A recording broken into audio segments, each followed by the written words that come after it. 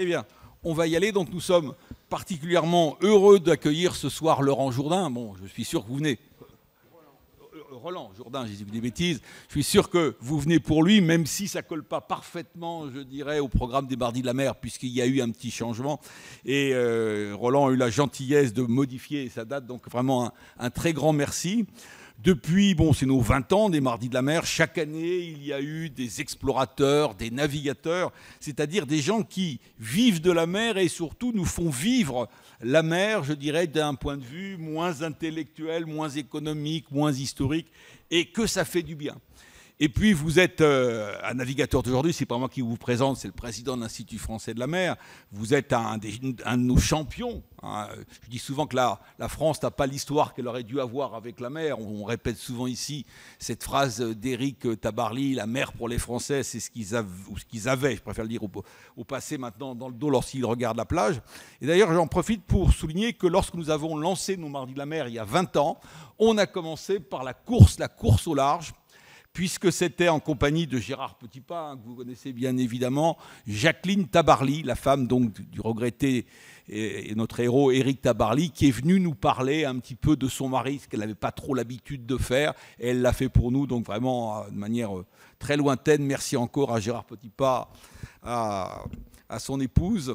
Et donc nous allons continuer à parler de la mer, de la course au large, mais Roland est un double coureur, puisque vous courez à la fois pour ce que représente la mer, c'est-à-dire pour 1000 choses dont vous allez certainement nous entretenir, mais également pour l'environnement, qui est une cause ô combien nécessaire, un peu négligée au niveau marin. Faut-il rappeler que la COP21, qui n'est pas si vieille dans les mémoires, n'avait pas intégré la machine océan-climat, ce qui est pour tous les géographes, je ne parle pas des historiens, une bévue, un oubli incommensurable, mais qui, heureusement, a été rattrapé depuis. C'est dire qu'il y a de quoi faire au niveau également de l'environnement. Donc merci de nous emmener, merci de nous passionner, merci de dire aux étudiants tout ce que vous portez, ce qu'on peut faire les uns et les autres, et nos jeunes en particulier, parce que vous aurez des auditeurs, tant en présentiel qu'en distanciel, particulièrement attentifs. Un très très grand merci de votre venue. Bien, bravo Christian. Alors, comme d'habitude, je vous présente notre intervenant. Roland Jourdain, vous naissez à Quimper il y a une petite soixantaine d'années. Allez. Vos premiers contacts avec la voile, c'est pour la forêt quand vous avez 8 ans, m'a-t-on dit. En optimiste, pas terrible, pas de vent, il a fallu que vous allez vous rechercher, vous rentrez en remorque. Pas content, Roland. Mais bon, vous recommencez l'année suivante, vous attrapez le virus de la mer, de la voile, de la compétition. Alors à 21 ans, vous faites partie de l'équipage d'Éric Tabarly pour la Whitbread sur Côte d'Or. C'est peut-être pas votre meilleure course, mais c'est sûrement une très bonne école. Votre palmarès est impressionnant. Vainqueur de la Transat AG2R, 2 fois vainqueur et 2 fois second de la Transat Jacques Vabre, 2 fois vainqueur de la Route du Rhum en classe IMOCA, champion du monde IMOCA en 2001 et bien d'autres podiums encore. On ne peut pas tout gagner. Vous tentez 3 fois le Vendée Globe en 2000, 2004, 2008. Vous terminez 3e du premier. Des problèmes de structure du bateau vous obligent à abandonner dans le second. Et puis un refus de priorité à un cétacé sera fatal à votre quille pour le 3e. Mais il n'y a pas que la compétition dans la vie. À 14 ans, en 78, vous vivez ce que vous appelez votre premier choc pétrolier, en référence à celui qui a ébranlé l'économie occidentale quelques années auparavant. Vous vivez la marée noire de la Moco-Cadiz, la pire qu'ait connue la Bretagne. Et puis, tout au long de votre vie de skipper, vous ressentez le besoin de mieux respecter votre terrain de jeu et plus largement toute la planète, de vous ressourcer dans les grands espaces marins comme terrestres, de vous préoccuper du bleu comme du vert, de tout le glace, comme vous dites en breton. Après avoir créé votre société Kairos Sailing pour gérer des projets sportifs de voile, vous décidez de lui donner un objectif de protection de l'environnement. Vous créez un bureau d'études, Kairos Environnement, qui va s'intéresser aux biomatériaux pour des activités marines comme terrestres. Vous travaillez avec des scientifiques et des experts, avec l'Université de Bretagne Sud et l'Ifremer. Vous travaillez avec des entreprises de l'univers du luxe. Votre palette d'activités est large pourvu qu'elle réponde à votre exigence environnementale tout en faisant vivre votre société. Dans cet esprit encore, vous créez en 2013 un fonds de dotation Explore pour accompagner les explorateurs de demain. Basé à Concarneau, Explore accueille ceux qui ont besoin d'aide pour explorer la planète, sensibiliser à sa protection et proposer des solutions. Parmi eux, Simon Bernard, que nous avons eu le plaisir d'accueillir il y a 4 semaines au Mardi de la Mer, ou encore Corentin de Châtel-Perron, prix IFM 2011 pour son engagement en faveur des pêcheurs du Bangladesh par le développement de leurs bateaux en fibre de jute. En 2022, vous faites construire WeExplore, premier bateau de compétition à intégrer autant de fibres de lin. Avec lui, vous voulez montrer qu'un autre chemin est possible en compétition. Qu'au seul objectif vitesse, il faut marier celui de la performance environnementale, de la performance low-tech, pour peut-être aussi atteindre un haut niveau de performance plaisir. Vous le mènerez à la seconde place en catégorie multi de la route du Rhum. Si la performance environnementale est votre moteur, chassez le naturel. Il revient au galop, vous avez réussi à voler le départ de cette course du Rhum, trop pressé de montrer que vous n'étiez pas là pour vous promener. Tout cela, vous allez nous le dire, nous avons hâte de vous entendre.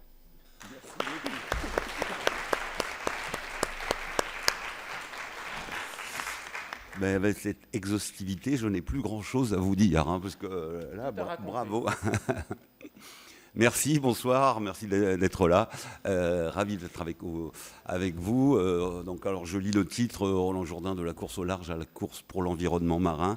C'est vrai qu'effectivement, c'est plutôt une course à l'environnement en général. Et comme vous le disiez, nos origines bretonnes nous donnent ce joli cadeau d'un seul mot, le glace, qui représente la même couleur, le bleu, le vert et le gris. Et je crois que l'océan se porterait très bien si nos bêtises, on les gérait un peu mieux à terre. Donc on doit effectivement sauver l'océan, mais c'est plutôt de nous sauver nous-mêmes et commencer par balayer sur notre porte terrestre. Alors, écoutez, je vous demanderai de la gentillesse, parce que cette présentation, elle est un peu exhaustive et je ne l'ai jamais faite encore, donc c'est une première. Mais il y a une vidéo que je voudrais vous montrer avant qu'on la lance, juste pour vous expliquer.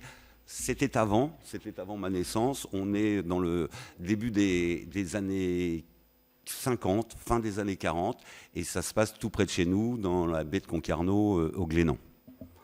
Allons-y. Accessible à un maximum de personnes. Parce que dans ma vie, j'avais été pauvre. J'étais intellectuel mais pauvre. Je savais ce que c'était que de ne pas avoir d'argent. Donc, les frustrations, les choses qu'on ne peut pas avoir parce qu'on n'a pas d'argent, je connaissais. Les Glénans ne cherchaient pas à faire du profit, mais à s'ouvrir à tous. Pour se développer, il fallait plus de bateaux et des bateaux bon marché. À l'époque, cela n'existait pas. La voile était réservée à une élite. L'architecte naval Jean-Jacques Herbulot leur dessine alors un bateau révolutionnaire.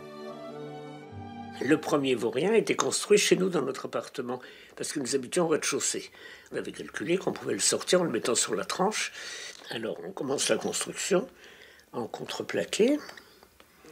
On n'avait pas fini, on était en route. Herbulot vient voir, prend chaque bordée et tord le bateau. Tout se tord dans tous les sens. C'est pas possible, c'est raté. Il dit, mais non, c'est parfait. Mettez le banc qui sert à supporter le mât, et hop, tout devient rigide. Oui, au départ, personne ne voulait construire ce bateau. Parce que construire en contreplaqué, c'était mal vu. C'était de bas étage, c'était mauvais, c'était pas honorable. La Fédération de la voile a trouvé honteux, scandaleux et criminel d'envoyer des gens naviguer sur du contreplaqué. C'était vraiment inconcevable. La sortie du Vaurien, premier bateau construit en série, est un succès immédiat. 10 fois moins cher que les voiliers existants, le Vaurien se vend dans le monde entier. Et l'école de voile prend une autre dimension. Ce qui m'a beaucoup plu dans cette vidéo, c'est juste la fin, qui nous dit qu'à l'époque, donc on est dans les débuts des années 50, la Fédération nationale de voile, la Fédération française de voile, trouve criminel d'amener des gens sur un bateau en bois, en contreplaqué. Donc c'est vrai qu'on peut se dire que quand même ce qui paraît impossible un jour est possible plus tard. Le tout, c'est de faire la preuve de concept. Et moi, c'est une partie du chemin de ma vie, en tous les cas, de montrer ce qui est possible. Donc, on est dans notre zone géographique de Bretagne Sud, donc dans le Finistère, dans ces années 50. 1960, Éric Tabarly et sa première victoire dans la Transat anglaise ouvre des portes de certains possibles, je dirais. La course à la voile, le yachting était inventé depuis bien longtemps.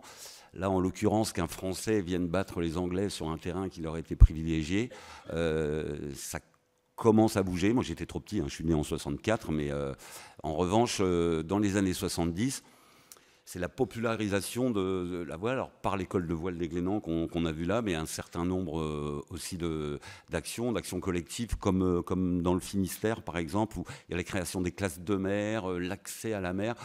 Dans les années 70, quand moi je commence à l'adolescence, il y a une enquête à Quimper, donc dans le Finistère, qui montre que la voile est le dernier sport pratiqué après le ski. Ce qui est quand même assez fou, mais donc tout ça, ça a évolué. Et dans les années 80, alors sur la droite, c'est une photo de mon premier bateau en contreplaqué, justement, pour faire une course. Alors je vais passer à la slide suivante. Voilà le bateau un peu plus proche. Donc vous l'avez exprimé, oui, j'ai commencé dans la baie de la Forêt-Fouesnant. À 16 ans, crise d'adolescence, pourtant j'étais un garçon sans problème, mais je tombe amoureux de ce projet Mini Transat. La Mini Transat, c'est une course en solitaire créée par un Anglais dans les années 70 pour répondre en fait au gigantisme déjà des bateaux de course et des courses qui sont organisées sur des bateaux plus grands, plus chers, et pour donner l'accès au plus grand nombre en fait, finalement à la compétition et à l'Atlantique. Donc cette course-là, j'ai un ami qui construit un bateau pour faire la Mini Transat de 1981. J'en tombe amoureux et je me dis la suivante, c'est pour moi. Donc là, j'ai 16 ans et demi et le seul petit souci, c'est que j'ai pas de bateau, j'ai évidemment pas de sous. Mes parents étaient d'accord de me laisser traîner à l'école de voile, mais de là à traverser l'Atlantique, il n'y avait pas de compromis. Bon, bref, il se trouve que dans la vie, il y a des miracles. J'ai réussi à trouver un bateau, j'ai réussi à trouver des sous, une équipe, j'avais des amis, ça servait d'équipe technique. On est parti dans cette Mini Transat-là. J'avais 19 ans et je raconte souvent cette anecdote parce que dans un temps très court, finalement, ça se passe pour chacun d'entre nous. En tous les cas, c'est un beau résumé de l'histoire du métier de coureur au large, c'est-à-dire qu'on a un rêve, une envie de partir loin, réaliser quelque chose.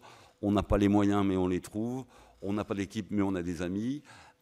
Tout ça se passe bien et on gagne toutes les courses d'avant-saison. Il faut dire que j'avais fait une rencontre qui avait bouleversé le tout, c'est qu'un petit jeune était venu me dire qu'il était emballé par le projet et qu'il voulait bien m'aider, et c'était Michel Desjoyaux. Donc j'avais un directeur technique d'enfer, donc le bateau était magnifique. J'ai pris le départ de cette Mini Transat. Au bout d'une semaine, j'étais en plus en tête. Et puis, j'ai coulé. Et donc c'est un beau résumé de l'histoire de nos métiers, en fait, c'est-à-dire qu'à un moment donné, tout marche bien, on peut penser qu'on est le meilleur du monde, les chevilles enflent et la tête, et on rentre la queue entre les jambes à la maison.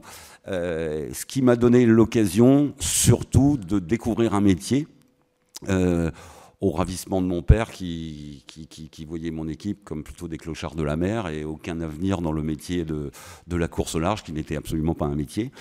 On est au début des années 80. Au début des années 80, on a une forme de révolution technologique dans bien des domaines, mais surtout dans le domaine des matériaux. Et donc on connaît le bois, on a vu le contreplaqué, on connaît l'aluminium, on connaît la fibre de verre et la résine, donc la pétrochimie a déjà avancé.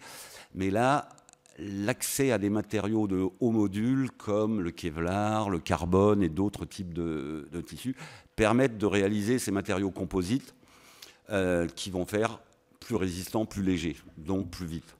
Et là, grâce à mon naufrage, la meilleure nouvelle, c'était que j'étais rentré à la maison, donc ça s'était bien passé.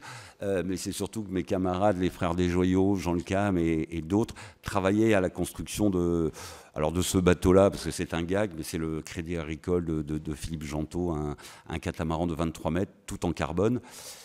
Et on va faire nos armes là-dessus, puisqu'on va avoir l'occasion et de construire et de naviguer pendant de nouvelles années. Dans ces années-là, alors il y a cette révolution technologique et cette révolution des matériaux. Il y a aussi une forme de révolution sociale dans la course au large, c'est-à-dire que ce sport commence à être accepté comme un sport. et non pas comme une lubie d'aventurier. Alors on avait effectivement Éric Tabarly qui en 76 avait remonté les Champs-Élysées après sa 9e victoire. Donc ça commençait à être reconnu. En 78, la première route du Rhum en fait rentre dans la légende et parce qu'on a une bagarre magnifique entre le monocoque de Michel Maninowski qui se fait battre pour 98 secondes par un trimaran. Pour la première fois, une libellule bat un monocoque. On a la disparition d'Alain Colas qui fait rentrer aussi l'épreuve dans la légende. Et donc, tout ça, bout à bout, il se trouve que dans ce qu'on a appelé, d'ailleurs c'est marqué, dans les marins de la vallée des fous, dans cette vallée qui s'est dénommée comme ça, il y avait un terreau favorable avec certaines personnes, on va dire, et s'est créé le premier centre d'entraînement à la course au large, ce qui nous a permis les uns les autres de retourner à l'école, parce qu'on ne peut pas dire qu'on ait usé nos fonds de culotte très longtemps là-dessus. On avait fait notre Erasmus les uns les autres, effectivement, avec Éric Tabarly autour du monde. Donc on avait la confirmation du goût de cette passion. Mais là, le centre d'entraînement, dans la mutualisation des moyens, va nous apprendre des choses. On essaie de calquer ce que font les autres sports professionnels et puis de récupérer les années qu'on n'a pas passées à l'école ou à l'université. Et puis là, pour moi, en tous les cas, comme pour une bonne partie de mes camarades de la Vallée des Fous, va commencer quelques décennies de drogue dure, je dirais, parce que la course au large, quand on y met le petit doigt, on y met le bras et on continue, on va aller plus loin, plus vite. Et on est, pour le coup, on en parlait tout à l'heure, dans cette forme de continuation de l'histoire maritime qui fait que depuis des millénaires, les marins se sont battus pour avoir des bateaux de plus en plus rapides, pour aller de plus en plus loin en sécurité, en ramener du matériel, des richesses ou des rencontres. Et finalement, nos modèles économiques qui étaient dans les siècles passés, les mécénats des empereurs, des rois ou les investissements des commerçants, on aura vécu dans ma génération les 30 ou 40 glorieuses du monde du sponsoring. Et donc les armateurs sont des entreprises dont les valeurs de ce sport les intéressent pour leur communication. Donc j'ai eu la chance de courir un peu partout, on va dire, sur une, deux ou trois coques. Comme je ne connaissais pas toute la présentation, je passe un petit peu, et donc voilà notre structure Keros Sailing, qui est en fait une entreprise de gestion de projets sportifs. On a commencé par les miens, et on a créé Keros en 2007. Et l'idée aussi, c'était d'en faire bénéficier les coureurs de jeunes générations, puisque le temps passe. Donc nous gérons les projets ou des accompagnements sur divers morceaux de projets de course au large. Alors comme par exemple, prépare le prochain Vendée Globe chez nous à Concarneau, Maxime Sorel et son équipe, du bateau VNB Mayenne, Montbana, enfin c'est long, les sponsors sont là. Donc voilà, à notre époque, Archimède a pris sa retraite. Si à 50 ans, tu n'as pas ton foil, c'est que tu as raté ta vie. Enfin voilà, aujourd'hui, les bateaux foil, il n'y a plus de compromis pour la vitesse en tous les cas. Donc nous accueillons le bateau de Maxime et nous accueillons aussi le bateau de Guirec Soudé. Guirec, ce jeune aventurier que j'espère que le plus grand nombre d'entre vous connaît. En tous les cas, allez voir les aventures de Guirec et sa poule, parce que Guirec a fait beaucoup de buzz et il se lance dans son premier Vendée Globe. Et Guirec m'a fait l'engin, donc Guirec m'a fait le plaisir de me proposer de faire la dernière Transat Jacques Vabre là au mois de novembre avec lui. Et son bateau, c'est le bateau avec lequel j'ai gagné la Route du Rhum en 2010. Donc c'était des retrouvailles et vraiment, c'est quelqu'un de formidable. Donc préparation de ces deux bateaux pour le Vendée Globe. Qui ne sont pas concurrents, ce qui permet une collaboration et une utilisation de moyens chez nous. C'était plus difficile de mettre deux bateaux de division 1 à se préparer ensemble, et ça se passe donc à Concarneau. Alors, le problème dans la vie, c'est que parfois on se pose des questions, et on ne sait jamais où les questions nous amènent. Et moi, à un moment, ça s'est passé dans le courant des années 2000. Je courais beaucoup, plusieurs Vendée Globe, les routes du Rhum, enfin tout s'enchaînait avec plaisir et bonheur.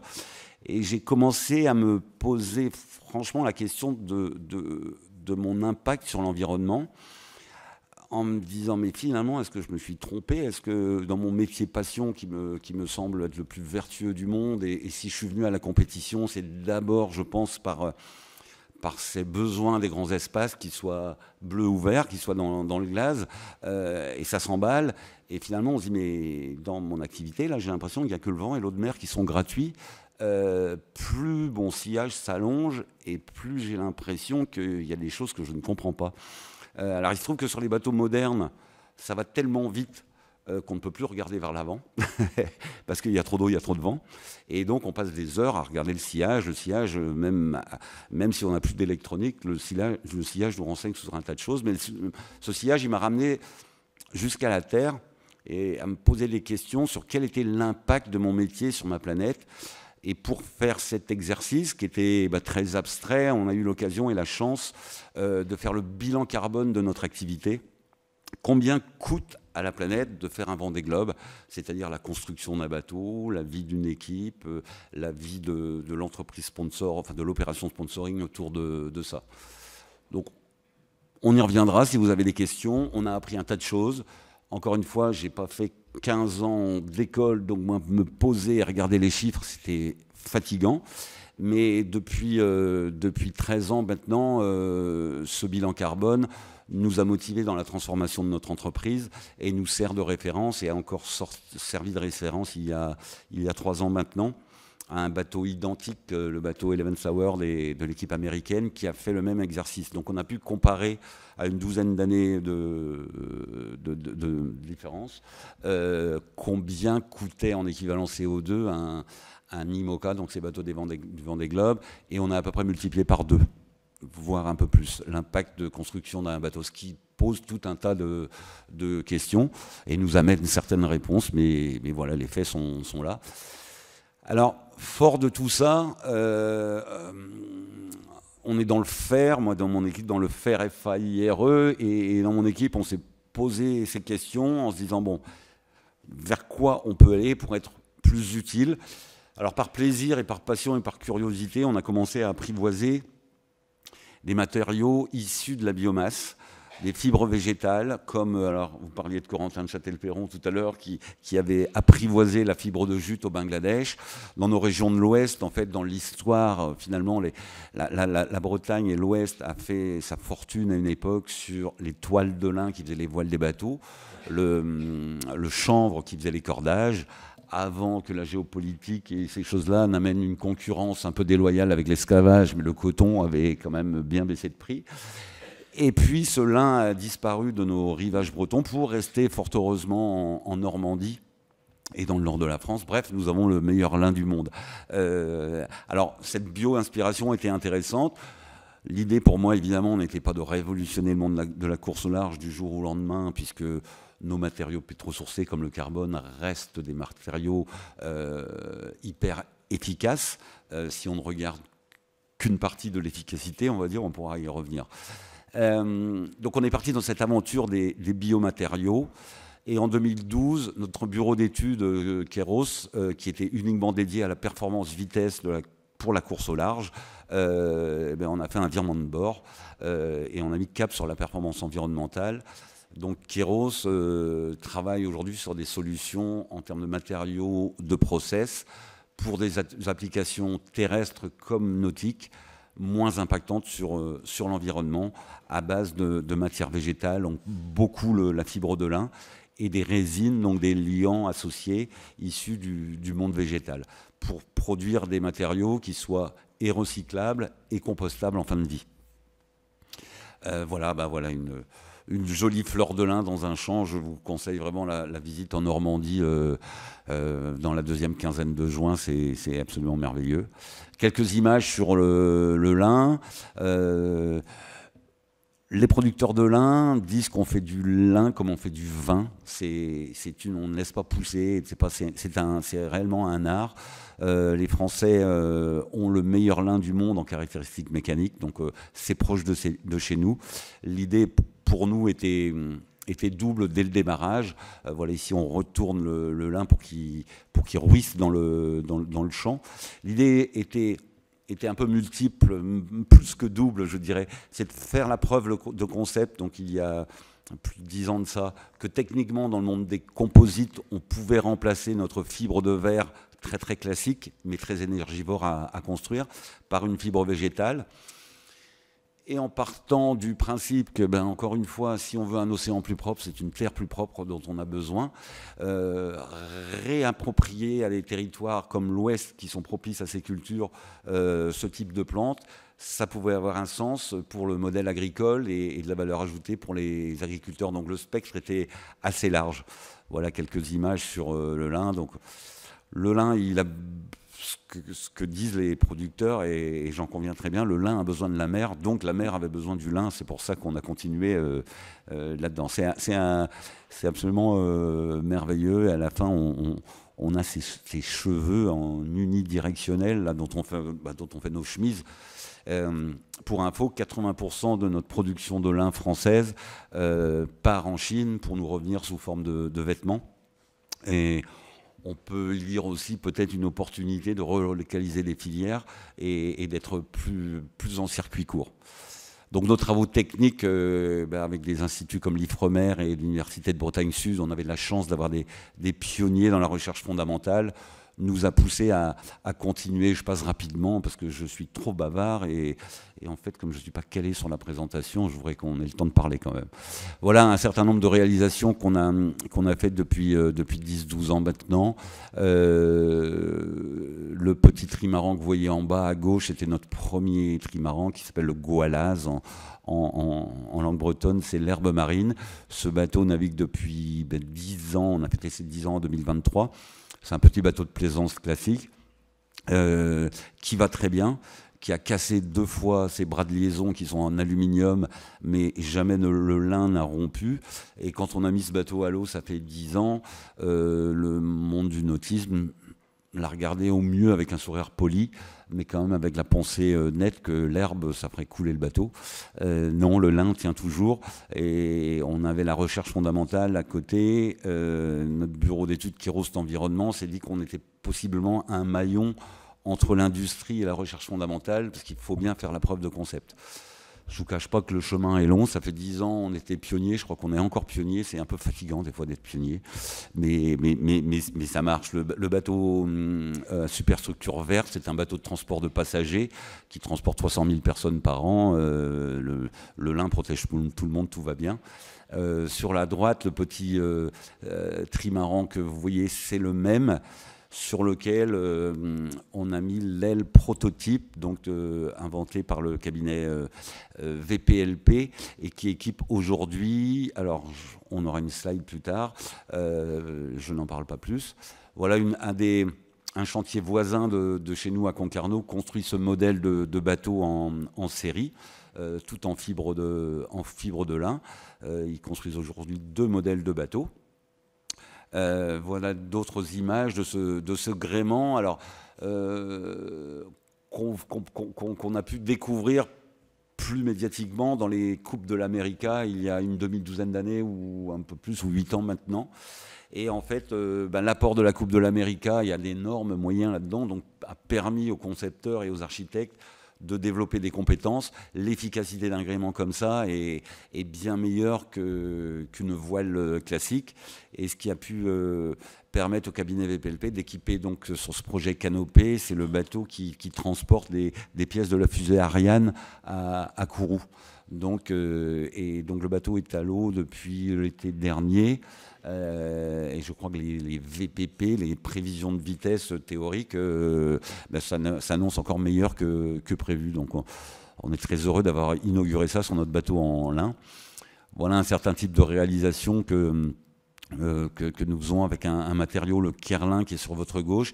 Pour moi, c'est une belle réussite technique. C'est un composite. Donc voilà, tomber dans le composite pétrosourcé tout petit, je suis ravi là d'avoir un composite biosourcé pour des applications terrestres, pour de l'ameublement, du mobilier, ce genre de produit qui est recyclable et compostable en fin de vie. Ça, c'est un avant-projet dans le monde de l'aéronautique qui, j'espère, se réalisera.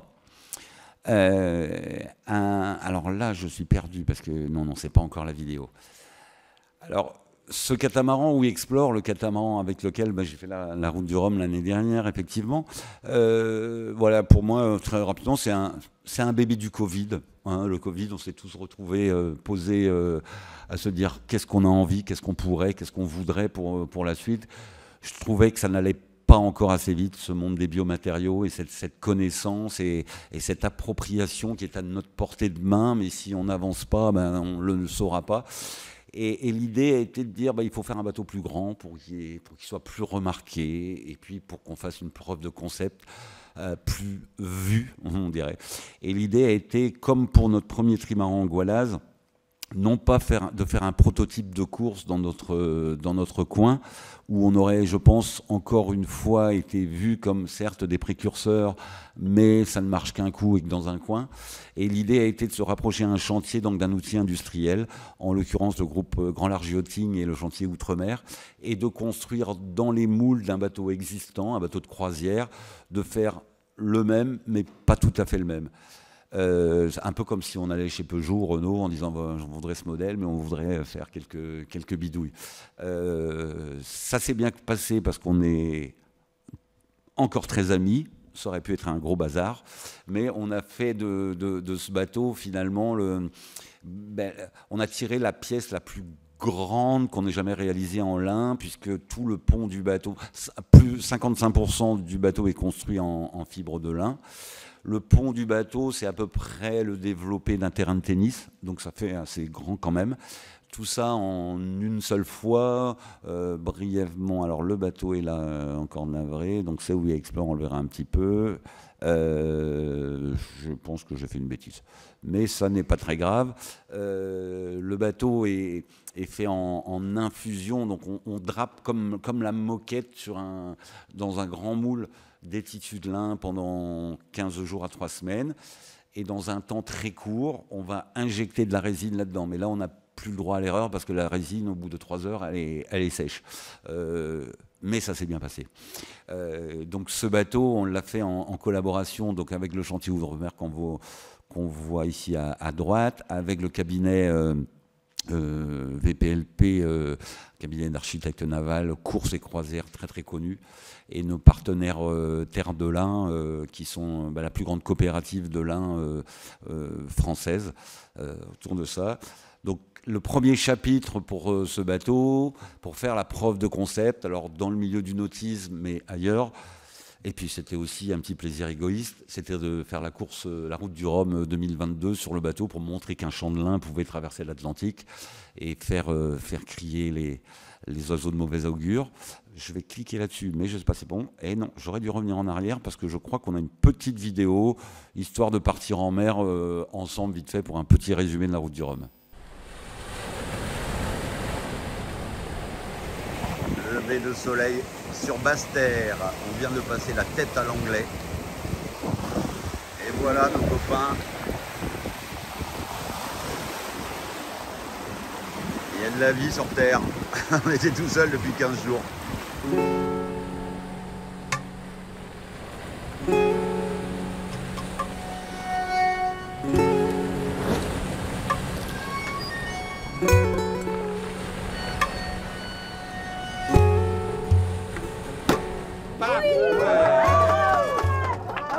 Bravo mon bébé.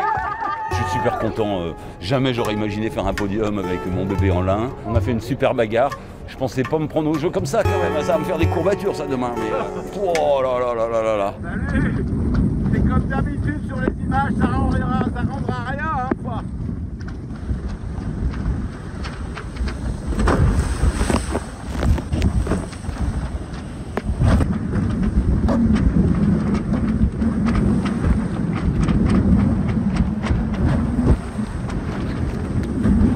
Les Açores, c'est là. L'anticyclone, c'est là. Et donc on tire des bords pour trouver un petit trou de souris qui nous laissera passer. Le concept était de faire traverser le bateau, faire parler du projet, etc. Mais pas. Mais ça m'a plu. Ça m'a plu. Et je peux pas dire autre chose. WeExplore, c'est le fruit d'une innovation écologique que nous développons depuis 10 ans. Ce catamaran est construit à plus de 50% en fibre de lin, une première mondiale. Et pendant ce temps-là, le linge sèche dans la Casbah. Je suis là pour la performance environnementale et pas la performance vitesse, mais le vent vient de derrière avec mes camarades, forcément ça m'agace un petit peu, mais je ne suis pas là pour être agacé. Le monde est merveilleux, la vie est belle. On est tout petit devant un truc comme ça.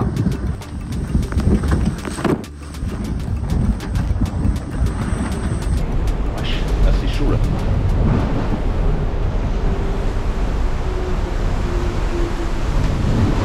Mais qu'est-ce que c'est beau! Mais regardez-moi ça comme c'est beau!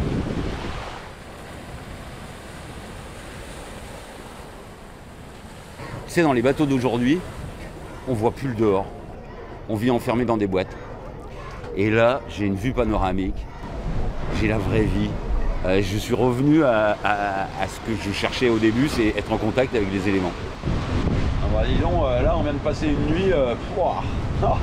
Ouais, voilà, c'est pour vous montrer une image de ce que peut être un navire après une nuit et une matinée de manœuvre. Voilà, c'est pas joli joli.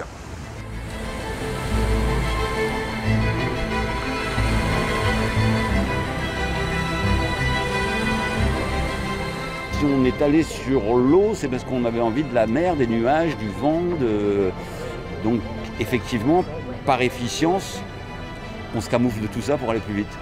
Mais je ne sais pas si c'est la bonne chose d'aller plus vite en fait. WeExplore est l'ambassadeur d'une communauté d'explorateurs qui nous montre avec optimisme que d'autres chemins, à terre comme en mer, sont possibles. Voilà, Explore, c'est pour explorer des solutions comme ça. Que ce soit en termes de matériaux, de limitation de notre impact environnemental et d'augmentation du plaisir, surtout. Et j'ai pris beaucoup de plaisir. Donc voilà.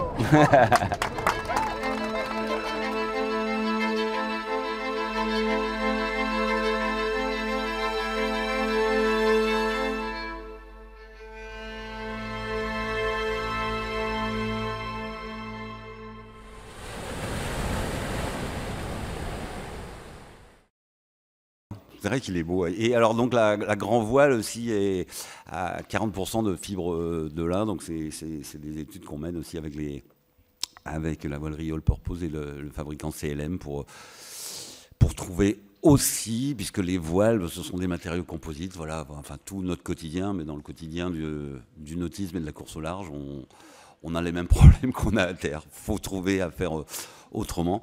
Et donc j'ai pris beaucoup de plaisir sur ce bateau qui effectivement ressemblait pas du tout à un bateau comme j'avais l'habitude de pratiquer depuis 30 ans, parce qu'il est tellement confortable, il est tellement grand, on y voit plein de choses, et je le dis dans le film, effectivement, on arrive aujourd'hui dans le monde de la course au large à un point, alors de bascule, je ne sais pas, en tous les cas, cet aspect environnemental des choses, il est très compliqué à remettre en question, parce qu'on est tous emballés, comme partout dans tous nos domaines, par de l'efficience. Et il va falloir remettre sur la table le concept d'efficience. C'est quoi l'efficacité? C'est quoi les critères sont lesquels dans un monde qu'on connaît aujourd'hui tel qu'il est, bien fini, avec des ressources dans les cales qui diminuent et un équipage qui grandit. Donc les paramètres, ils sont tous là. Comment on fait? Et oser parler d'une forme de ralentissement, alors dans le domaine de la course à large, évidemment que c'est un gros mot, parce que évidemment qu'on veut aller plus vite que le voisin, évidemment qu'on a été biberonné au record, aller toujours plus vite. Et pourtant, on a des symptômes et on a des faits, même pour celles et ceux d'entre vous qui suivent le Vendée Globe, par exemple. Le Vendée Globe de 2020 était le Vendée Globe de tous les superlatifs. On n'avait jamais eu autant de bateaux neufs de construits, on n'a jamais eu autant de bagarres sportives avec un match assez incroyable, on n'a jamais eu autant de succès médiatique au contentement de tous les sponsors, et c'est tant mieux. On a eu un truc en moins, c'est la vitesse. On est revenu aux vitesses de 2008, c'est-à-dire 12 ans en arrière. Tout simplement parce que la météo s'est pas passée comme prévu, et donc la nature a décidé autrement, ce qui a redonné une équité et un match. Et donc on avait une preuve concrète, il n'y a aucune corrélation entre le succès d'une épreuve et l'accélération, et la notion d'accélération, alors qu'en amont, on est forcément dans le flux, dans le mainstream de machin, inventer ça, ça va le faire accélérer, etc. etc. Donc on a beaucoup à balayer devant notre porte parce qu'en fait, la course au large, même si c'est un sport pour lequel on s'est battu à être à la hauteur des autres sports dans le journal de l'équipe ou ailleurs, ça reste un sport pas comme les autres, c'est un sport qui amène nos imaginaires avec le skipper en mer, qui nous fait nous ramener à l'histoire maritime au sens large, qui nous fait parler d'environnement, qui nous fait raconter des histoires et embarquer dans un récit. Et je pense qu'on pourrait faire l'exercice de qui se souvient de tel vainqueur du Vendée Globe ou qui se souvient de telle figure du Vendée Globe. Et bien, en fait, on se souvient des gens qui racontent des histoires et qui nous font frémir. Donc, dans notre métier de la course au large, on a beaucoup de travail. Ça ne sera pas évident comme nulle part de faire baisser notre CO2 très vite. Mais à l'instar de Kylian Mbappé qui se balade à la fin d'un match, ou de lui ou d'un autre d'ailleurs, parce que je ne connais pas tout le monde, mais avec sa bouteille en plastique dans la main, c'est l'impact dérivé de son action qui est important, je pense. Il vaudrait mieux se balader avec une gourde pour montrer qu'on peut se passer du plastique. Et donc on a un tas de choses dans le monde de la course au large à améliorer, je dirais.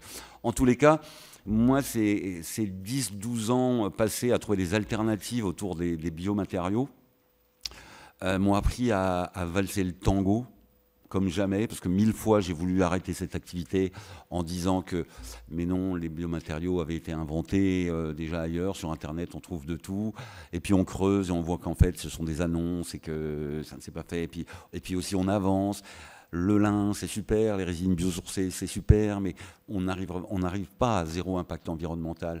Et notre courbe de décarbonation vers 2050, c'est un grand air de flûte. Très honnêtement, et quand on a un bureau d'études et qu'on essaye de faire le mieux possible et qu'on n'y arrive pas, on est obligé de l'avouer. Et donc on arrive à une conclusion, enfin, c'est pas une conclusion, on arrive à un chemin, c'est-à-dire, oui, la technique va nous aider à passer certains caps, à passer cette transition, pour peu qu'on accepte notre changement de comportement et notre changement de regard sur les choses. Et on n'y coupera pas. Et c'est dans cette perspective-là, en fait, qu'on a créé le fonds de dotation Explore, donc dont on fêtait les 10 ans l'année dernière, avec des rencontres de gens absolument fabuleux, comme Corentin de Châtel-Perron, vous en avez parlé. Vous pourrez aller voir sur le site Explore si vous n'avez pas les liens vers Corentin, mais il y a un personnage extraordinaire qui a amené dans son sillage toute une génération à penser autrement, et il continue. Des gens comme Simon Bernard, que vous avez reçu ici. On a créé Explore, et une dernière petite vidéo pour vous montrer ce que Explore.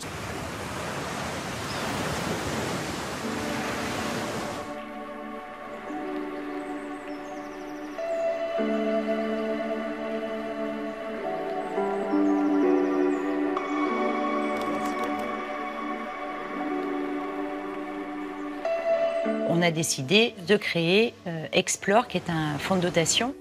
Le déclic, ça a été une prise de conscience de Roland et moi-même de notre impact sur l'environnement. L'idée, c'était de comprendre où on en était. Et on a fait notre bilan carbone sur un tour du monde, donc le Vendée Globe. On a déterminé un certain nombre d'impacts et que maintenant, on essaie au fur et à mesure du temps d'améliorer. La technique s'améliore, mais en parallèle, on y ajoute la notion de consommation, d'usage, d'être plus sobre, et c'est pas une punition.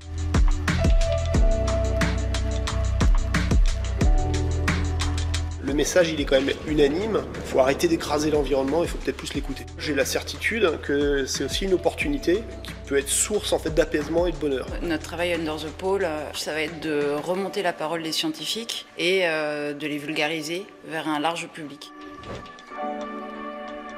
Les low-tech, c'est des technologies ou des savoir-faire qui sont à la fois accessibles à tous, utiles parce qu'ils répondent à des besoins de base et qui sont écolos. Des projets d'expérimentation qui nous ont permis d'aller documenter, de collecter des données, d'aller rencontrer des gens qui savaient faire. On est toujours dans les traces de Darwin 200 ans après pour comprendre l'évolution de la biodiversité planétaire. Un travail de pédagogie à l'environnement auprès de tous les publics et notamment auprès de la jeunesse. Ce que ça montre, c'est que l'espoir est permis, qu'on peut être optimiste, à condition évidemment d'avoir de l'énergie individuelle, de pouvoir s'organiser de manière collective et puis surtout d'écouter ce que nous disent les scientifiques pour essayer de bâtir un monde plus durable. Il faut initier des petites entreprises de recyclage locales. On broie le plastique et on va pouvoir le mouler pour fabriquer des nouveaux objets, des tubes pour faire de l'assainissement ou des planches pour remplacer le bois.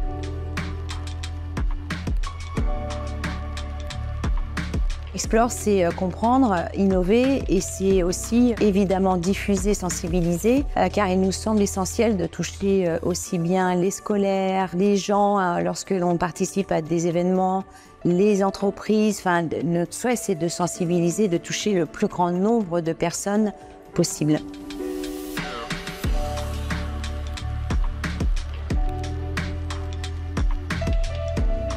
Roland, à un moment donné, m'a dit « mais ce serait bien qu'on puisse avoir un bateau hors des classes de bateaux de course ». Et c'est comme ça qu'on est parti sur ce catamaran, mais moi j'ai trouvé l'idée géniale. Ici, on a un morceau de l'histoire, en fait. Ce sont parmi les premiers vaisseaux que nous avons construits en fibre végétale. On a travaillé en réseau, on a un terreau très favorable en Bretagne.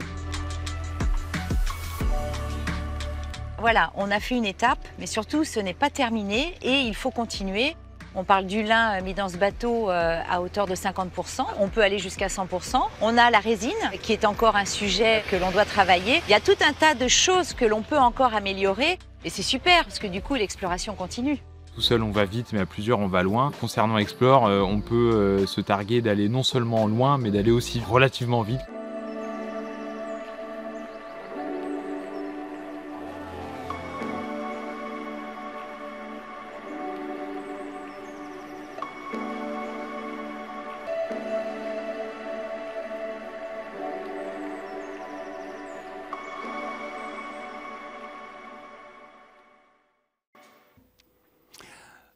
Voilà pour vous donner une petite idée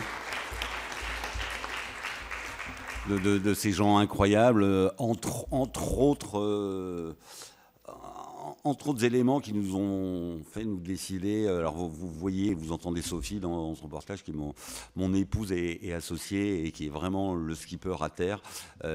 Sophie était directeur du Vendée Globe pendant 2 éditions, elle a une formation juridique, donc c'est elle qui fait tout ça propre, et moi je suis un peu le nomade bohémien, mais en tout cas la création de cet outil, finalement c'était un peu inconscient, et ça s'est vérifié depuis, et ça se vérifie tous les jours.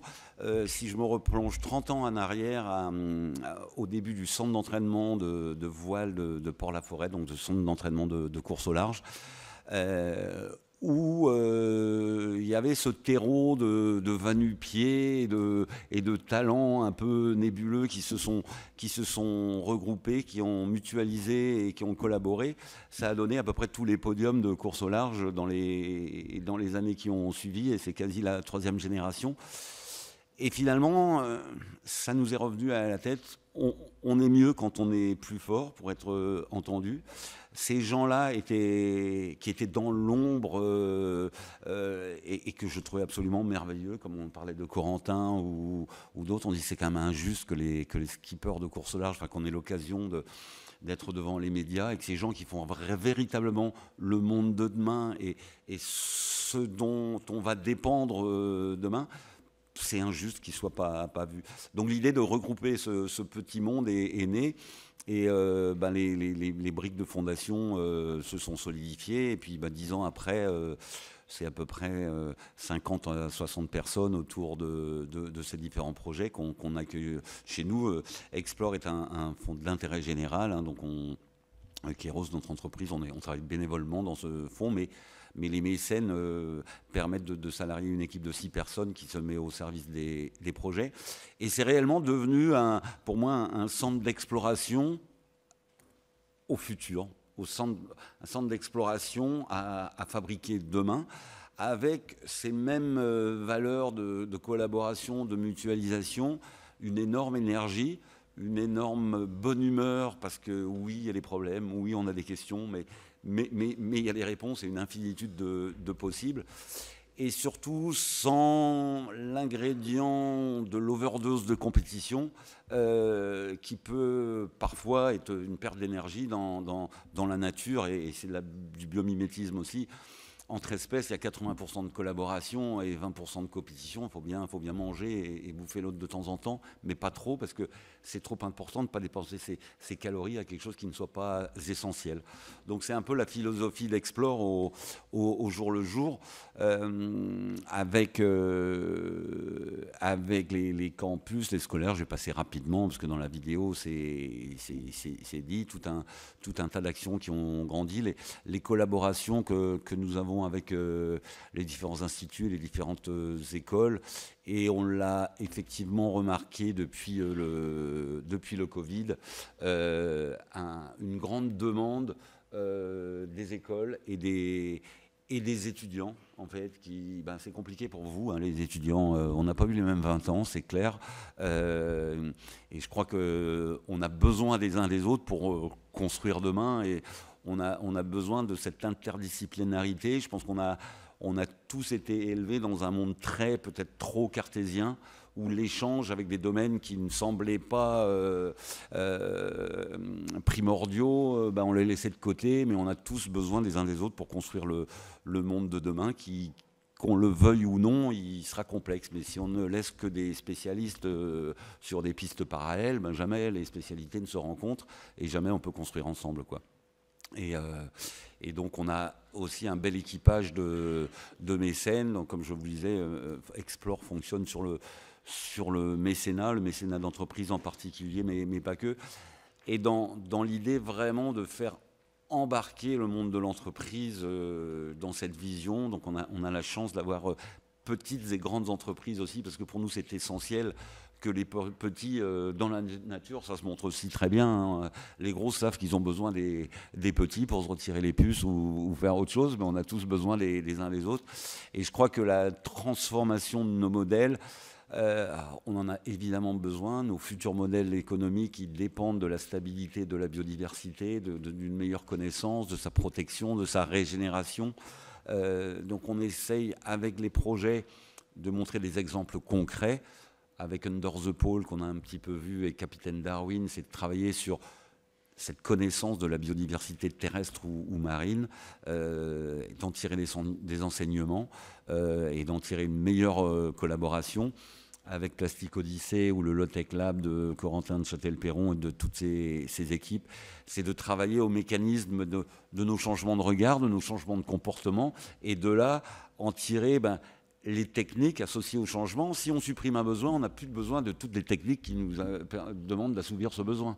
Sur un bateau, si on n'a pas de frigo, on ne dépense pas l'électricité du frigo, on ne dépense pas les embêtements qu'on a sur le service après-vente ou la maintenance, etc. C'est un exemple parmi mille autres. Il faut juste apprendre à manger autrement à un instant. Ça fait partie des mille exemples, mais on a beaucoup, dans le domaine de nos travaux dans les biomatériaux, on a beaucoup eu à faire, évidemment, chez nos clients, nos prospects ou partout, au service R&D, la recherche et développement, qui se traduit souvent par de la résistance au développement. Et on le voit dans le domaine technique, parce que c'est toujours compliqué de changer d'habitude. Il y a évidemment toujours des verrous techniques et de nouvelles solutions à trouver. Mais nos changements de comportement et d'habitude sont aussi un grand domaine de R&D. Autant de recherche et développement que de résistance au développement.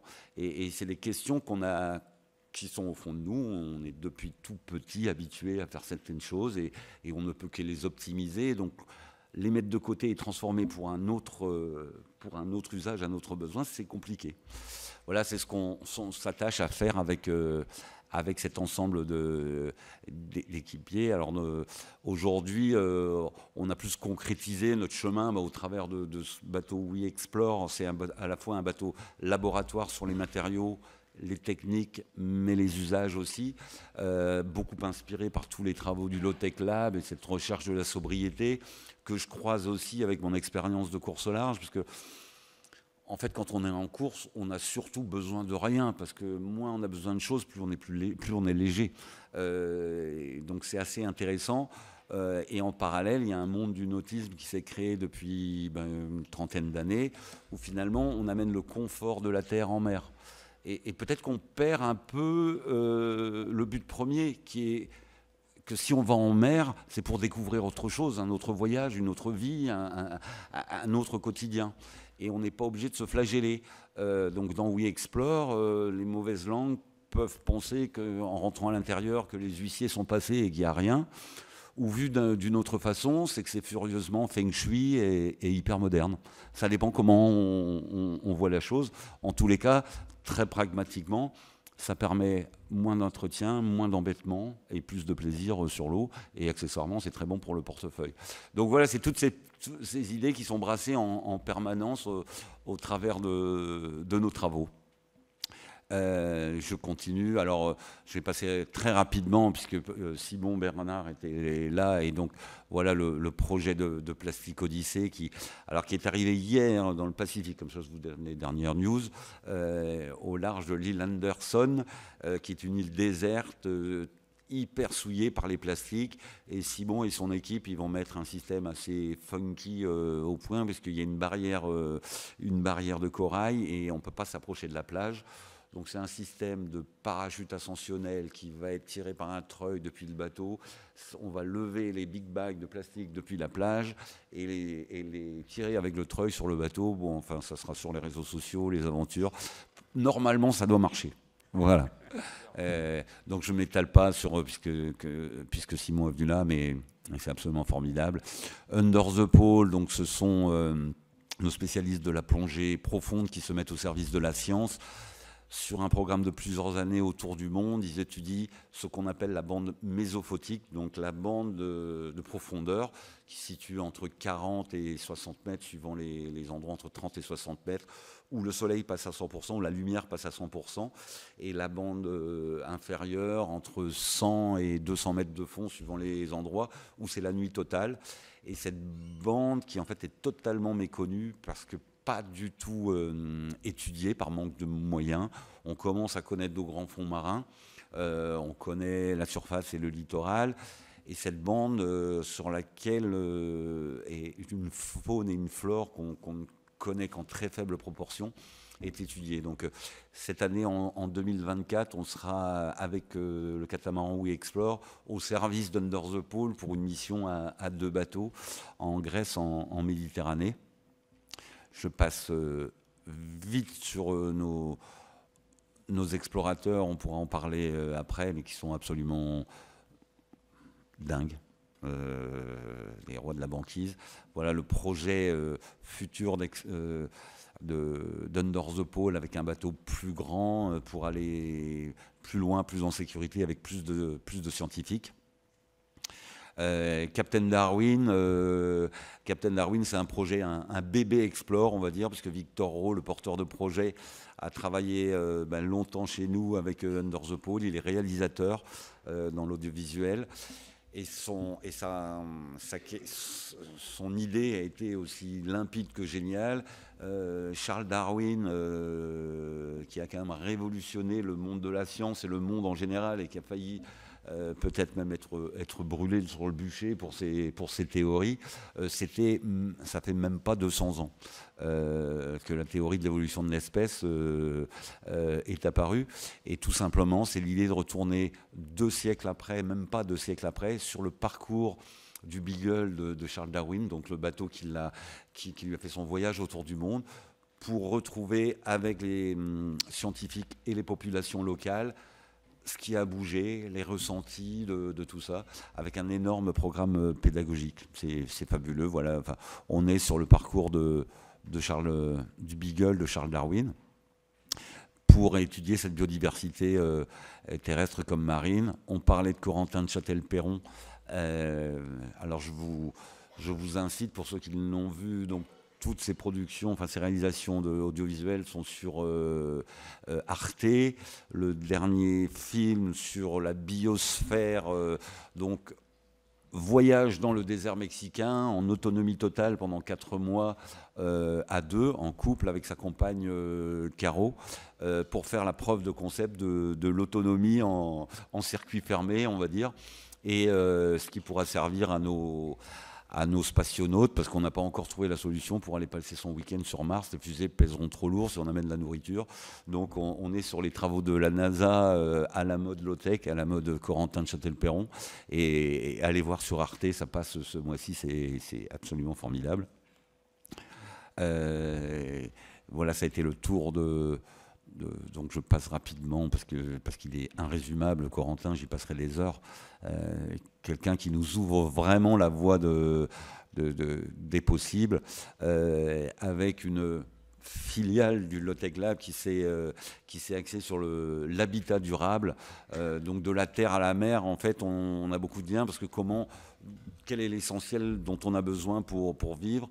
Donc grâce au prix qu'ils avaient gagné au ministère de l'Environnement, la subvention, le prix leur a permis de construire cette maison autonome. Et 2 des ingénieurs du Low-Tech ont vécu pendant 1 an. Et ils en ont tiré un livre d'ailleurs et un tas de documentation technique sur la partie analyse environnementale des sujets, analyse financière, analyse de l'ergonomie et de l'acceptabilité de faire différent dans l'habitat, avec des dizaines de solutions possibles pour peu qu'on veuille bien y jeter un regard et les accepter. Mais le mouvement low-tech grandit, il est bien là, donc on y vient de toute façon. Le mot sobriété n'est plus un gros mot depuis à peu près 1 an et demi. C'était difficile avant. Et donc des partenariats sont faits dans nos territoires entre les collectivités, les entreprises et le monde du low-tech, pour tout simplement remettre l'église au milieu du village. De quoi a-t-on besoin? Quels sont nos intrants? Qu'on soit un hôpital, qu'on soit une entreprise, qu'on soit une communauté, et qu'est-ce qu'on peut faire ensemble pour économiser et au bout du compte, recréer une forme de lien social aussi dans un monde où on se côtoie de moins en moins. Voilà, j'en ai terminé. Un petit truc récapitulatif, parce que je vous ai peut-être perdu dans tout ce que je fais, tout ce qu'on fait. Donc, il y avait Kéros au démarrage. Kéros est divisé en 2 branches qui évidemment cohabitent. La partie sailing, l'accompagnement de projets sportifs liés à la course au large. Le bureau d'études qui est devenu un bureau d'études dédié à la performance environnementale, donc les matériaux. Et comme bouée d'inspiration et qui nous était obligé, c'était de créer cet outil d'intérêt général qui est Explore. Donc tout ce petit monde habite dans le même endroit, dans notre base concarnoise. Et donc notre entreprise Kéros est officiellement maintenant entreprise à mission. Et notre raison d'être, c'est partager notre passion de l'environnement pour transformer nos regards, nos modes de vie et nos pratiques en mer comme à terre. Donc vaste programme, c'est pour ça qu'on se retrousse les manches tous les matins.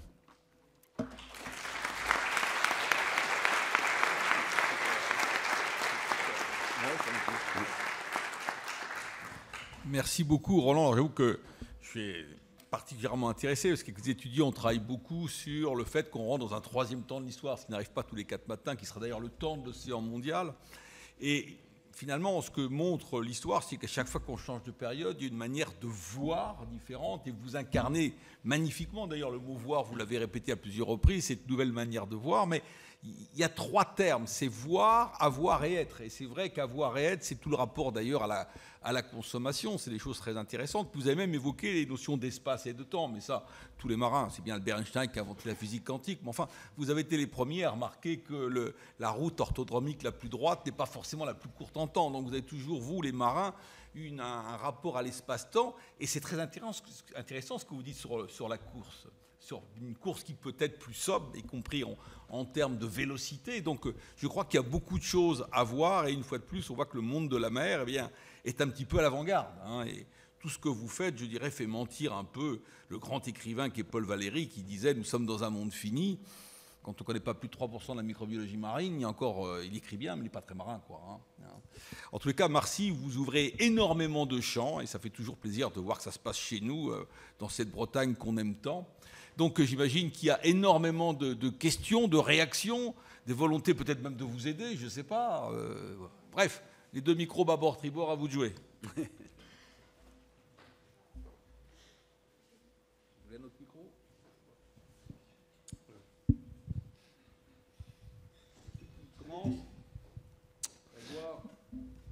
Donc, bonsoir monsieur, merci beaucoup d'être venu et bienvenue à bord.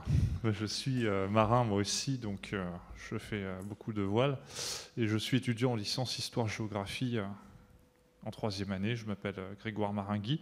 Vous avez fait référence au temps passé en mer et à la nécessité d'innover dans la course au large pour l'avenir de la course au large.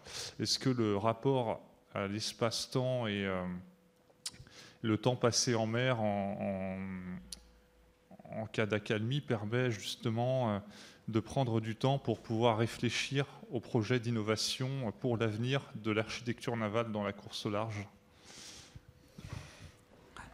Merci. Et oui, vaste question. En fait, et je l'ai vérifié dans la dernière route du Rhum, j'essaye de vivre ma schizophrénie au mieux. J'essaye de me soigner, mais c'est pas facile. Et finalement, je me dis que faut pas que je me culpabilise, c'est peut-être pas si grave. Et je ne suis que, comme les autres, un homo sapiens du XXe siècle qui essaye de faire sa révolution, qui a sa vision, qui a envie de bouger les choses, mais je suis pétri de mes contradictions et des habitudes et de la culture et de mon éducation et de tout ce qui m'a amené là. Donc effectivement, vous le disiez, j'ai passé la ligne de départ de la route du Rhum, j'ai volé le départ, alors que toute l'histoire du projet, il fallait surtout pas gagner. Je voulais raconter une histoire où la réussite d'un projet, c'est le bonheur de tous ceux qui sont contents d'y avoir participé, en fait. Et peu importe si on a gagné la coupe. Manque de bol. En plus, j'ai passé la ligne d'arrivée en tête, mais pour une histoire de plomb de moteur, j'ai eu une pénalité, donc je fais le deuxième et je me suis dit, heureusement. Mais ça n'avait pas de sens d'essayer. Et pourtant, sur l'eau... Et encore, c'est mon fils qui a fait ce montage, la vidéo. Il a gardé le best-of pour un autre moment, mais il y a des périodes d'abord où je me suis filmé, où c'est complètement dingue, c'est-à-dire que il y a une moitié de moi qui a envie d'aller vite. C'est exactement le capitaine Haddock avec le petit ange et le petit diable. Et donc j'essaye de me soigner, mais c'est dur. Et du coup, je peux témoigner au nom de nous tous, les mâles blancs du XXe siècle élevés sous nos contrées. Voilà, ça a été comme ça. Et pourtant, on sait qu'il faut changer. Alors concrètement, quand c'est la course au large, la pétole ou le petit temps, c'est terrible parce que c'est là qu'il faut être le plus au taquet pour gratter le petit souffle qu'il fera sortir, centimètre par centimètre et pour retrouver le vent. Et grâce à Explore, grâce à We Explore et grâce à la thérapie que j'essaye de mener, par exemple dans les programmes Explore, on travaille beaucoup dans le cadre de sciences participatives et donc d'opérations qu'on appelle objectifs plancton et de se mettre au service des scientifiques et de s'arrêter et d'avoir en l'occurrence un point GPS, une mission scientifique, on va ramener des micro-larves et du plancton.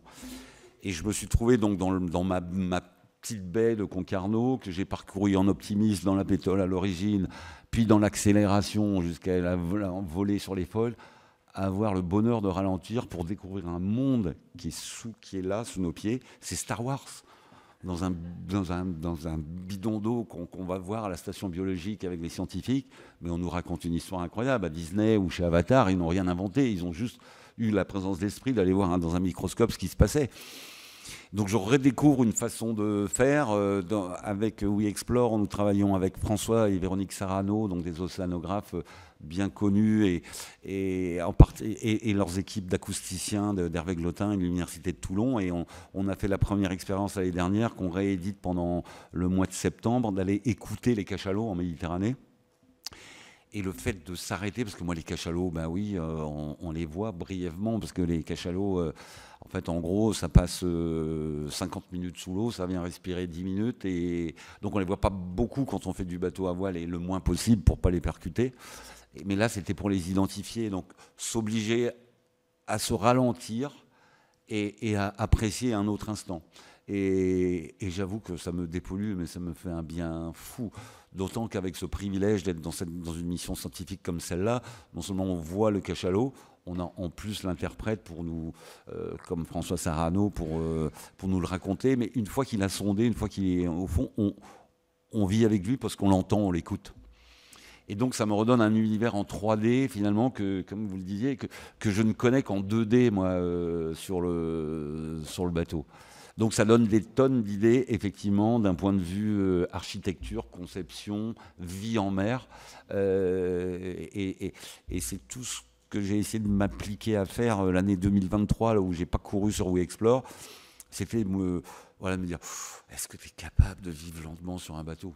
Et en revanche, je pense que ma propre expérience, on se nourrit tous de l'expérience qu'on a, croisée aux expériences de cette jeune génération du low-tech et de cette forme de sobriété, permet de développer potentiellement, et je ne parle que pour le monde du bateau, les conceptions de demain.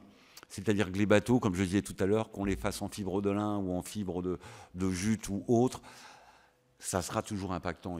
Mais par contre, on pourra les faire solides, on pourra les faire durables, et pourvu qu'ils durent longtemps. En revanche, l'intérieur des bateaux, c'est un volume, les modes peuvent passer, les besoins peuvent changer, et je pense qu'on a travaillé sur des contextes de modularité qui auront plusieurs vertus, c'est de plaire aux clients. Et que les chantiers, on ne pourra pas construire autant de bateaux dans les années qui viennent. Il n'y aura plus de place dans les ports. C'est quand même très impactant, même si on le dit. Donc il faudra que les bateaux puissent être modulables. Ça permettra aux chantiers et à ce monde-là peut-être de se reconvertir dans un univers de services différents. Je vous modifie votre intérieur, je le décore pour un week-end de fiesta entre copains, ou pour 1 an de voyage en famille, ou pour 15 jours de croisière entre copains. Et la modularité nous permettra aussi de nous dépolluer de ce dont je suis moi-même pollué depuis 30 ou 40 ans, c'est les merveilles et les bienfaits de la colle. Dans un bateau, tout est collé parce que c'est merveilleux. Et si c'est mal fait, c'est pas grave. On met un bout de tapisserie ou un vaigrage par-dessus, ça ne se voit plus. Et donc tout ça m'amène à dire qu'il y a des savoir-faire en termes de conception, en termes de mécanique. Et là, il faut qu'on croise encore plus l'aéronautique, le camping-car et des univers qui sont restés trop parallèles à mon goût. Donc voilà, ce ralentissement, pour moi, il est forme d'accélération, d'innovation à bien un titre.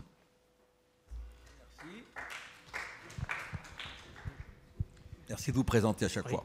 Oui, je me présente, Jean Le Goff. Je m'intéresse beaucoup à l'histoire de la navigation à voile sur le temps long. Et je navigue aussi beaucoup. Ma question portait sur les instruments de navigation. Vous vous êtes interrogé sur la navigation au large par rapport à l'environnement et aux matériaux. Et vis-à-vis des instruments de navigation, si on prend le cas du Vendée Globe, qui est la course la plus extrême, le skipper reste en gros 5% de son temps à la barre, en quelque sorte. Actuellement, l'équipe à terre devient plus importante pratiquement que le skipper, mais on peut concevoir que dans un certain temps, pourrait y avoir des compétitions uniquement avec des bateaux uniquement équipés en informatique. Ça ne veut pas dire que ça ne diminue pas le mérite des skippers. Quand Kasparov s'est fait battre par un ordinateur, c'était pas un mauvais joueur d'échecs. Mais il se pose quand même le problème de la limitation des instruments de navigation. Je crois que déjà l'organisateur de la Whitbread refuse qu'il y ait du routage. Même la solitaire de Figaro ne donne des gribes que pour 3 jours sans avoir vraiment de routage. Donc ma question est la suivante. Est-ce que vous pensez et comment il faut limiter l'utilisation trop importante des instruments de navigation ? Merci. Oui, alors, pour remettre au Vendée Globe, donc les règles du Vendée Globe depuis la 2e édition, parce que la première édition du Vendée Globe, il y avait de l'autorisation au routage météo. Depuis la 2e édition, donc depuis 92, il y a interdiction de routage météo, c'est-à-dire que c'est le skipper qui fait sa route, donc ça c'est très bien accepté par la majorité par l'unanimité des coureurs. L'été dernier, dans une autre épreuve, au Figaro, on a relevé 2 cas de triche, et ce qui a fait du bien à la jeune génération. Là, c'était une toute petite minorité, c'était 2 personnes, mais je pense que ça reste un univers assez sain, je pense, le monde de la course au large, à ce niveau-là. Mais le problème auquel on s'est heurté, c'est un peu comme les produits dopants dans d'autres sports, c'est-à-dire que la technologie va plus vite que la législation, et à un moment on peut même plus contrôler, parce que la miniaturisation des téléphones satellites pendant la décennie 2000-2010, même jusqu'à 2012, on a essayé de trouver des moyens, via des boîtes noires, via un contrôle de l'information reçue à bord, d'avoir la possibilité, par cette boîte noire, de savoir qui avait dit quoi. Mais en fait, devant la miniaturisation des choses, c'est impossible. Donc, les règles sont revenues, en fait, ce que personnellement je trouve très bien, à la déclaration sur l'honneur, parce que l'honneur, ça veut dire quelque chose dans la vie quand même, signé par le skipper, son directeur technique et encore, je crois, le sponsor principal. Enfin, c'était le cas quand je courais. Et bon, ça a quand même une valeur, parce que si on se fait toper, voilà. Donc ça, c'est pour la triche. Après, le dérapage, c'est que seul dans cette règle, les informations météorologiques sont interdites. Par contre, l'aide technique est autorisée. Et sur ce qu'on peut considérer comme une aide psychologique au solitaire qui est loin, il y a un flou artistique depuis le début. Alors c'est vrai qu'à l'ère de WhatsApp, Telegram, Co., moi je suis le premier effrayé, hein, les skippers sont en contact permanent avec tout le monde. C'est pas tricher, c'est parce que c'est pas interdit, mais on flirte avec la limite. Parce que effectivement, quand on a un problème, on a tout de suite une réponse. Et il n'est pas interdit d'anticiper le problème, c'est-à-dire que votre équipe technique vous dit, là, voilà ta checklist et ta job list, il faut que tu vérifies si ça en prévision. Donc ça change effectivement la donne. Vous parlez de la Whitbread, donc il y a effectivement une Whitbread vintage qui se court en ce moment sur les bateaux de l'époque avec pas de routage. C'est un sujet hyper large. Jusqu'à où peut-on apprivoiser la technologie et faire avec? Quand est-ce que faut-il couper? Et il y a ce dont on a comme sujet dans notre vie quotidienne à terre, hein, jusqu'à où nous mène le numérique. Là, on se lance tous, ou c'est elle qui se lance sur nous, cette IA l'intelligence artificielle nous amènera jusqu'à où? Dans d'autres domaines, c'est vrai que les courses virtuelles à la voile, comme Virtual Regatta, ont un succès extraordinaire et cet Internet a permis d'apprécier et de développer ce sport. Il y a même des équipes professionnelles qui ont embauché, ou en tout cas en prestation, des vainqueurs de Virtual Regatta qui ne doivent pas du tout connaître la mer, mais qui connaissent la météo, qui connaissent la stratégie, pour faire des synergies. Donc c'est hyper vaste. Moi, je dirais que... Alors, je ne l'ai pas fait encore sur WeExplore, parce que je ne sais plus faire un point au sextant. Mais ça fait partie des missions qu'on va se donner aussi, réapprendre à regarder le soleil et les étoiles, parce qu'on n'est jamais à l'abri d'un petit impondérable, hein, la tempête solaire du siècle qui, d'une seule nanoseconde, coupera la communication de tous les satellites. En mer, on n'aura peut-être plus rien, et c'est pas inconcevable comme il est. Et puis l'idée d'être dans une forme d'autonomie et aussi de relation à ce que nos ancêtres, ce qu'on a toujours su faire et ce qu'on ne sait plus faire nous, quoi. C'est un peu dommage. Donc ouais, c'est vaste. Nouvelle question, on va essayer donc de faire des questions courtes et réponses courtes pour qu'il y ait le maximum d'échanges. Oui. Bonsoir les amis, merci pour être venus, merci le ICP et vous aussi. Je me présente, je m'appelle Joanna Meyer. Mon père était marin, j'ai grandi pendant les premières années de mon enfance sur une petite île dans un fleuve à Californie. Donc, c'est la base des choses, mais j'ai aussi passé 8 ans aux États-Unis, à New York, 4 ans dans les droits de la mer.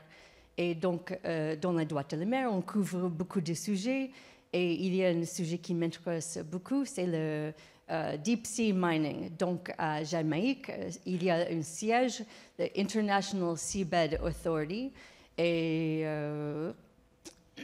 il y a les pays qui bloquent le Deep Sea Mining, il y a d'autres pays qui représente beaucoup de pays, comme quelqu'un que je connais, qui représentait beaucoup, la plupart de l'Afrique, pour faire ce deep sea mining, pour avoir les minéraux qui peuvent nous sauver du changement climatique.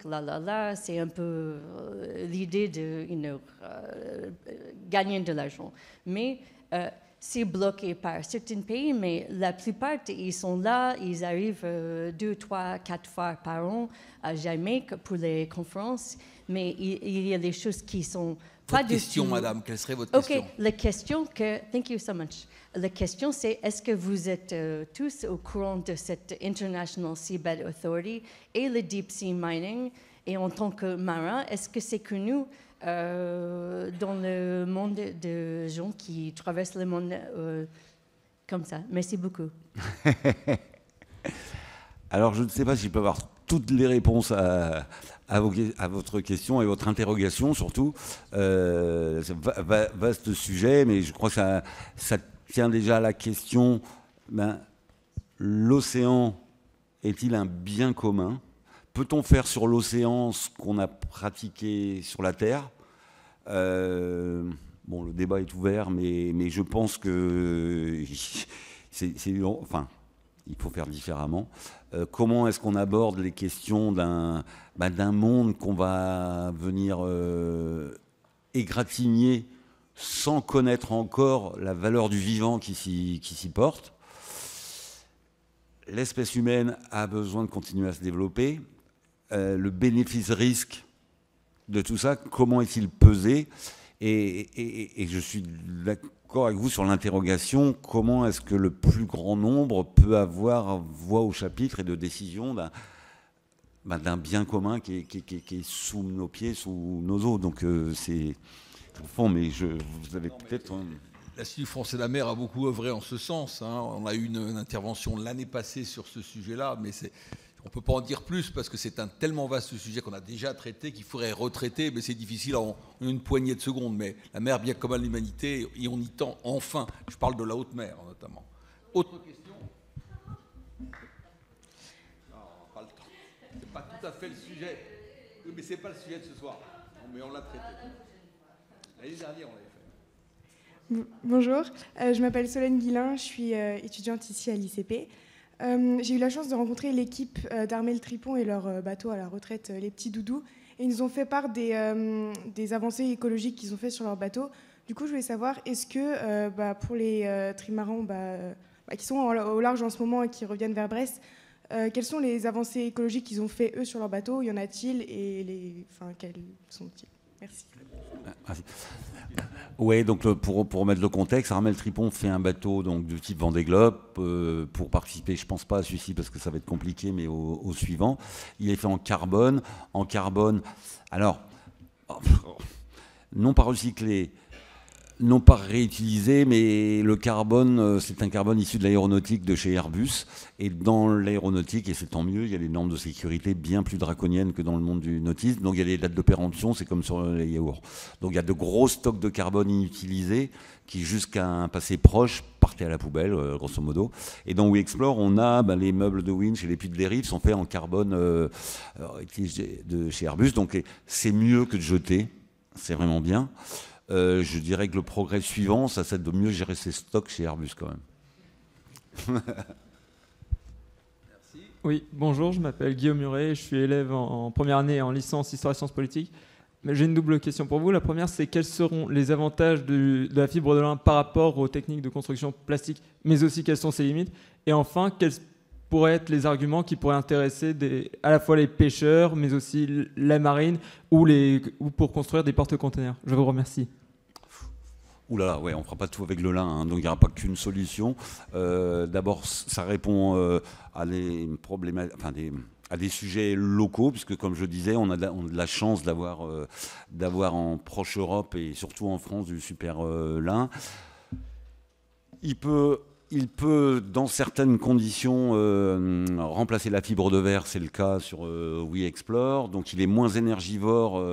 1 mètre carré de tissu de lin, même pour faire des grosses moyennes, mais il faut en parler longtemps, c'est 5 à 10 fois moins énergivore que la même surface en fibre de verre. Le lin, et c'est une des problématiques dans les bilans carbone aujourd'hui, et parce que tout n'est pas dit dans les chiffres, est un stockeur de CO2.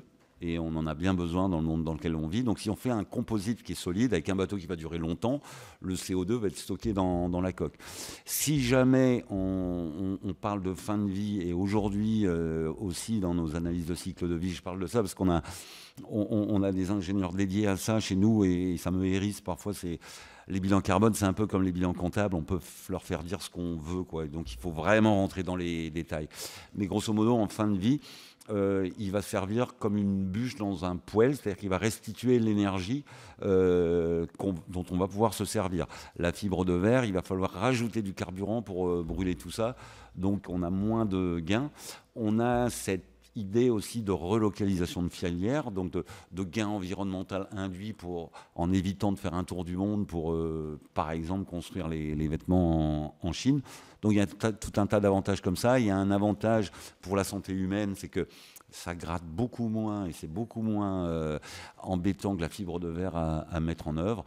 Quant à fabriquer des porte-containers avec, c'est pas encore peut-être pour demain, mais il y a de la place pour tout le monde. On peut mettre des choses semi-structurelles ou d'aménagement, enfin des tas de choses sur un bateau, comme dans des maisons d'ailleurs, enfin, avec la fibre de lin, avec tout un autre tas de problématiques. Suivant où je le mets, ça doit être des normes anti-feu, donc je dois rajouter des produits qui ne sont pas forcément vertueux, etc. Enfin, après, on décline tout ça entre toujours le rapport bénéfice, augmentation du gain environnemental ou pas, suivant les applications. Mais en tous les cas, il y a de la place. Il reste en France de la place pour mettre du lin. Enfin bon, c'est une culture d'avenir, je pense. Puis les algues pour la construction, il y a plein de choses. Et les Mais algues. bon, c'est un vaste sujet. Une dernière question avant qu'il y en ait deux. Il y en a deux, une là et une là. Donc deux réponses rapides. Voilà. Bonjour, et puis monsieur. Maud Chevalier, étudiante en géosciences en recherche, et également je viens de rentrer d'un tour de l'Atlantique à 4,5 nœuds de moyenne sur un First 30E. Et ma question pour vous, suite à la publication du communiqué de la Vague, du collectif La Vague, sur les collisions des cétacés et la course au large, qu'est-ce que vous pensez de l'incompatibilité fondamentale entre course au large et protection de l'environnement du point de vue typiquement des cétacés? Merci. Et donc je parle à une navigatrice. Alors le communiqué de la Vague, le dernier communiqué, je l'ai trouvé très bien. Pour ceux qui ne connaissent pas la Vague, c'est un collectif qui s'est créé dans le monde de la course au large pour justement mettre ces sujets-là en avant, et pour certains d'entre eux, de la jeune génération, refuser absolument cette accélération sans prendre en compte tous les sujets qu'on a abordés ce soir. Donc ça commence à être un clivage, et c'est tant mieux. La difficulté dans le monde d'aujourd'hui, que ce soit religieux ou environnemental, c'est la radicalisation. Donc c'est des sujets aussi, on fait partie de la création du collectif La Vague, donc on a laissé les jeunes s'y mettre, c'est bien, mais je pense que c'est un sujet, et c'est un sujet prégnant chez nous, c'est de se dire, ne soyons pas radicaux, parce qu'il y a de la place pour les activistes, et il y a de la place pour nous, et nous, c'est pas notre âme. Donc c'est rentrer dans les systèmes, essayer de comprendre comment on peut modifier. Pour les cétacés, oui, moi je déplore un peu effectivement dans l'Ultime Archaea Challenge, enfin, qui se court en ce moment, le tour du monde avec les trimarans les plus rapides du monde. Là, il y a eu des collisions, il y a eu une espèce d'omerta, et c'est complètement crétin à mon avis de ne pas en parler, de dire oui, on a tapé quelque chose, malheureusement, c'est possiblement un cétacé, mais on ne sait pas. Et ça, c'est vrai qu'on ne le sait pas tant qu'on n'a pas analysé les pièces, hein, donc c'est compliqué. Pour la première fois presque, et ça va perdurer maintenant, il y a des zones de parcours autour du monde sur les océans où il sera interdit d'aller parce qu'on a repéré les transhumances de cétacés. Je pense que malheureusement le risque zéro n'existera pas, mais quand même la petite musique de faire de la course au large de demain un véhicule de nouvelles valeurs reste là. Le ralentissement en fait partie. Alors il faudrait effectivement ralentir beaucoup, parce que au-dessus de 10 nœuds, ça devient embêtant pour les cétacés. Donc c'est une longue histoire. En tout cas, le dernier argumentaire de la vague sur les risques potentiels, je le trouve vraiment très bien, modéré et motivé à souhait. Dernière question avec une réponse très rapide avant la conclusion. Oui, merci. Deux questions rapides. D'une part, pour les bateaux, quelle est leur fin de vie? Parce que le souci, c'est ça, ils sont liés avec de la résine. La résine est-elle biosourcée, etc. Comment ça se passe? Et vous avez commencé votre entretien, on voit Hélène Vianney nous parler de l'archipel des Glénans, comme on l'a probablement beaucoup l'ont pratiqué.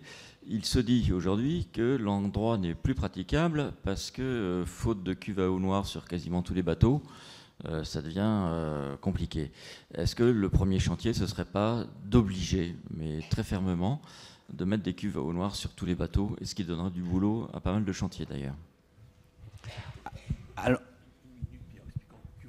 Ouais, alors les cuves à eau noire, en fait, c'est la cuve qui, à bord du bateau, nous permet de stocker notre pipi caca pour pas le rejeter dans l'eau directement.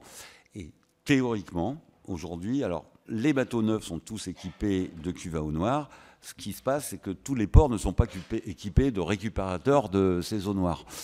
Ou alors, quand ils en sont équipés, c'est pas dans un endroit pratique. Et là aussi, ça fait partie de nos changements d'habitude et de nos priorités. Mais quand on a passé son week-end, qu'on est à la bourre, on n'a pas envie d'aller à l'autre côté du port pour vidanger ça. Donc, c'est tout un tas de soucis. Et moi, j'ai soumis, alors on l'a pas mis en œuvre, mais c'est dans ma to-do list. Chez Kéros, dans notre entreprise, sur Nomade des Mers, le bateau de Corentin ou ailleurs, et chez nous, on utilise des toilettes sèches depuis très longtemps. Je pense que pour la problématique des Glénans, par exemple, si on analyse des bateaux de plaisanciers qui vont sur un archipel comme ça, qui vont souvent passer le week-end, c'est pas des grands croisiéristes qui font le tour du monde je pense qu'on pourrait faire l'expérience de mettre des grands bacs à sueur au port de plaisance. Chacun irait avec son seau, ferait ses petits besoins dans ses toilettes sèches du bateau les 2 ou 3 jours qu'il passe au Glénan, et il y aurait un bac à compost sur le quai. Ça coûterait moins cher à la collectivité, ça serait plus pratique pour le plaisancier, sauf qu'il faut oser imaginer faire caca dans une toilette sèche. Mais je vous assure que ça sent meilleur que des toilettes normales sur un bateau. Et ça se bouche jamais en plus. Et pour le lin, la fin de vie, on pourrait en parler longtemps. Oui, les résines sont loin d'être toutes biosourcées. C'est des longs travaux. Je pense que le domaine de la pétrochimie a beaucoup à nous ouvrir comme tiroir. Merci. Encore une toute petite poignée de secondes. Moi, je rappelle simplement notre prochain Mardi de la Mer, dans un peu plus de 15 jours, oui, pardonnez-moi. C'est le mardi 5 mars avec l'ambassadeur de Côte d'Ivoire en France, qui nous parlera bien sûr de la Côte d'Ivoire et la mer. Ce sera notre deuxième ambassadeur après l'ambassadrice d'Australie. Et comme toujours, merci de votre présence. Eudes Rébillet va bien sûr remercier notre intervenant et faire une toute petite conclusion. Oui, merci. Je voudrais d'abord m'excuser auprès de nos auditeurs distants parce que l'ordinateur étant tombé en panne pour une raison totalement inconnue de moi, je n'ai pas pu poser la moindre question distante. Voilà, alors, pour ma conclusion, juste quelques perles. Tout seul on va vite, ensemble on va loin. Raconter l'histoire d'une course au large différente, moins carbonée. La vie, c'est 80% de collaboration et 20% de compétition. Alors tout ça, ça veut dire quoi? Ça veut dire que ce soir, nous avions parmi nous un vrai marin qui nous a parlé de solidarité, de partage, de persévérance, de ténacité, de résilience, d'imagination. Merci d'avoir été avec nous ce soir. Merci à vous. Bravo.